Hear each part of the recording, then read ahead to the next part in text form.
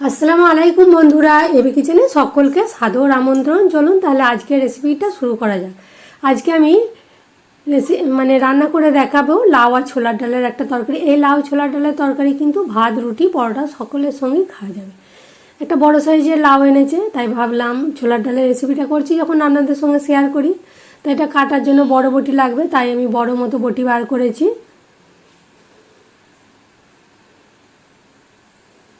দু টুকরো করে নিলাম, কম বেশি করে, বেশি অংশটা রেখে দেবো, কম অংশটা রান্না করছি। লাউয়ের খোসাটাকে ছাড়িয়ে নিয়ে ছোট ছোট টুকরো করে নিচ্ছি। যে সকল বন্ধুরা আমার ভিডিওটা দেখছেন, যদি আমার এই রেসিপিটা পছন্দ হয় বা ভালো লাগে তাহলে অবশ্যই ভিডিওতে একটা লাইক দেবেন আর বন্ধু বান্ধবদের সঙ্গে বেশি বেশি করে শেয়ার করবেন। আর নতুন যদি বন্ধু হয় তাহলে আমার চ্যানেলটা অবশ্যই সাবস্ক্রাইব করার অনুরোধ রইল। পাশে থাকা যে বেল আইকন আছে সেটা টাচ করে দেবেন, তাহলে আমি যখনই নিত্য নতুন ভিডিও ছাড়বো আপনাদের কাছে নোটিফিকেশান চলে যাবে। তো লাউগুলো আমার কেটে ছোট ছোট টুকরো করা হয়ে গেছে, বড় করে নিয়ে ঠিক মিডিয়াম সাইজের করেছি। ওটাকে এবারে পরিষ্কার করে ধুয়ে পানি ঝরিয়ে নেব। আমি একটা কড়াই চাপিয়ে দিয়েছি, কড়াইতে তেল দিয়েছি, সরষের তেল দিয়েছি 50 গ্রামের মতো। এবারে লাউয়ের তরকারিটা যে কম বেশি করবে মশলা তেলের পরিমাণ সেই রকমই হবে।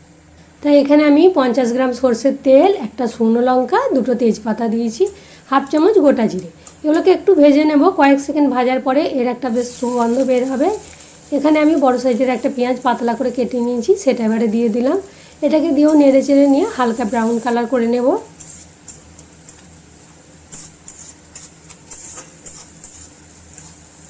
হালকা ব্রাউন কালার হয়ে গেছে। এবার একটা ছোট সাইজের টমেটো দিয়েছি, সেটা দিলাম, আর হাফ চামচ লবণ দিলাম। এগুলোকে দিয়ে একটু ভেজে নেব, দিয়ে তারপরে একে একে মশলাগুলো দিয়ে দেব। হাফ চামচ লঙ্কা গুঁড়ো, হাফ চামচ জিরে গুঁড়ো, হাফ চামচ হলুদ গুঁড়ো দিলাম। এগুলো মাখা চাকা করে নিয়ে আর এখানে দিচ্ছি আমি হাফ চামচের মতো আদা বাটা আর কাঁচা লঙ্কা বাটা। এগুলোকে দিয়েও একটু নেড়ে চেড়ে নিচ্ছি।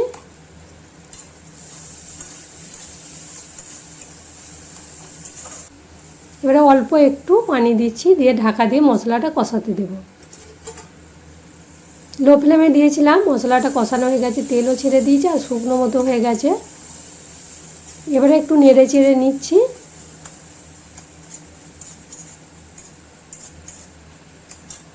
এরপর ধুয়ে রাখা লাউটা আমি দিয়ে দিচ্ছি। লাউটাকে দিয়ে মশলার সঙ্গে বেশ ভালো মতো মাখিয়ে নেব।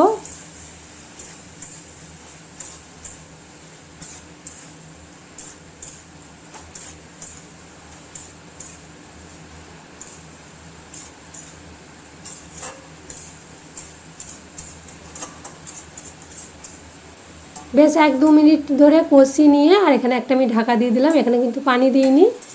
ঢাকা দিয়ে গ্যাসের ফ্লেমটা মিডিয়াম করে দিয়ে 5 মিনিট হতে দিয়েছিলাম। 5 মিনিট পরে ঢাকাটা খুললাম, হালকা একটু নরম হয়েছে। এবারে যেটা ছোলাটাকে আমি একটা সিটি দিয়ে রেখেছিলাম, হালকা সিদ্ধ হয়েছে, সেই ছোলার ডালটাকে দিয়ে দিচ্ছি।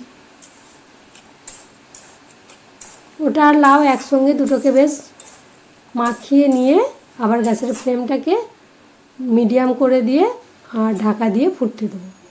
কিছুক্ষণ বাদে বাদে একবার করে ঢাকা খুলে নেড়ে দিচ্ছি।